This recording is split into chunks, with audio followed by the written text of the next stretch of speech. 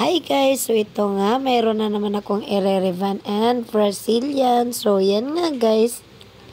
Ang sabi ni ma'am, ang buhok niya daw ay dry na. Kaya gusto ni madam ay ipariban na ang kanyang buhok. So ayan na nga guys, no. Ibababad ko muna ang buhok ni madam bago ko mamaya ipaplansya guys. So ayan nga, titingnan nyo guys, no. Binoblower ko na, tapos na siyang nabanlawan. So, makikita nyo na po ang buhok ni madam ay may kulay na rin na para ding naka-highlights lang ang kanyang buhok. Ang ginawa ni madam ay hindi na lang niya pinapa-applyan ng color kasi nga ayaw niya ng light ang kanyang color. So, ayan nga guys, no.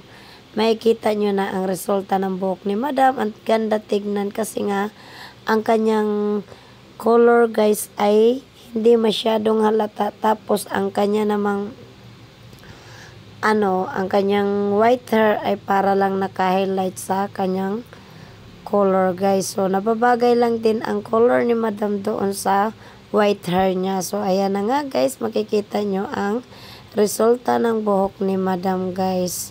So,